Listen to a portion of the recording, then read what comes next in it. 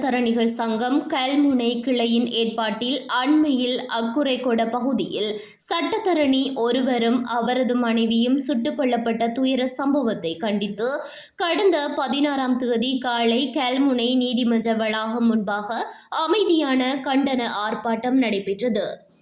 கல்முனை சட்டத்தரணிகள் சங்க உறுப்பினர்களுக்கான விசேட பொதுக்கூட்டம் நேற்று 16ஆம் தேதி காலை 9 மணிக்கு கல்முனை நீதிமன்ற கட்டிட தொகுதியில் நடைபெற்ற பின்னர் எடுத்த தீர்மானத்தின் அடிப்படையில் கருப்பு பட்டி அணிந்த சட்டத்தரணிகள் சட்டத்தின் ஆட்சி பாதுகாக்கப்படுக, சட்டத்தரணிகளுக்கு பாதுகாப்பு வழங்குக உள்ளிட்ட பல்வேறு கோஷங்களை எழுப்பியவாறும் அதனை பிரதிபலிக்கும் பதாதைகளை ஏந்தியவாறும் ஆர்ப்பாட்டத்தில் ஈடுபட்டனர்.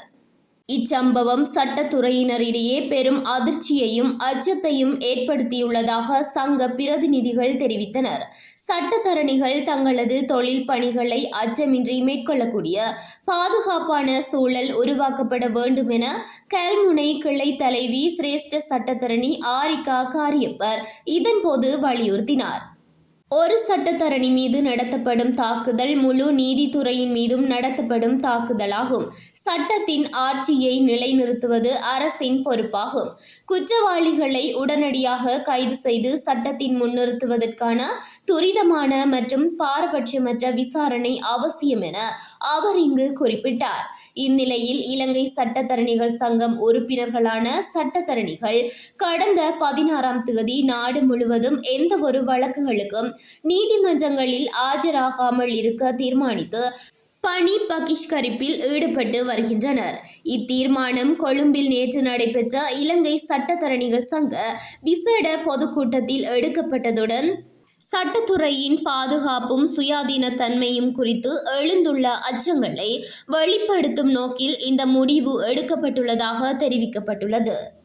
சங்கத்தின் தீர்மானத்திற்கமைய கல்முனை சட்டத்தரணிகள் சங்கம் இன்று தங்களது தொழில்களிலிருந்து ஒதுங்கி இந்த சட்டத்தரணிகள் யாருமே நீதிமன்ற நடவடிக்கைகளில் ஈடுபடவில்லை.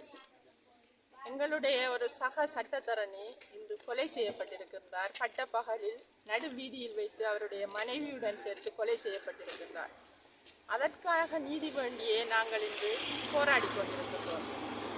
இந்த கொலையானது மிகவும் கண்டிக்கப்பட வேண்டிய சட்ட ஆட்சி நிலைத்திருக்கின்ற ஒரு நாட்டிலே இவ்வாறான சம்பவம் நிகழ்ந்திருப்பதானது வேதனைக்குரியதும் கண்டனத்துக்குரியதுமாகும்.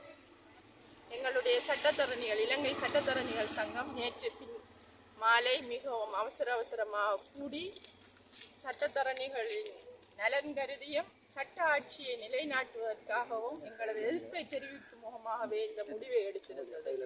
அதன் பிரகாரம் நாங்கள் கல்முனை சட்டத்தரணிகள் சங்கம் இன்று காலையில் ஒரு விசேட கூட்டம் ஒன்றை அவசர விசேட பொதுக்கூட்டம் ஒன்றை நடாத்தி அதன் பிரகாரம் இன்று நாங்கள் ஒரு அமைதியான ஒரு ஆர்ப்பாட்ட பேரணி ஒன்றை நடாத்தி நீதிமன்ற வளாகத்திலே கருப்பு கொடியை தொங்க விடுவதற்கு முடிவெடுத்திருந்தோம். அதன் பிரகாரம் இன்று செயற்படுத்திக் கொண்டிருக்கிறோம்.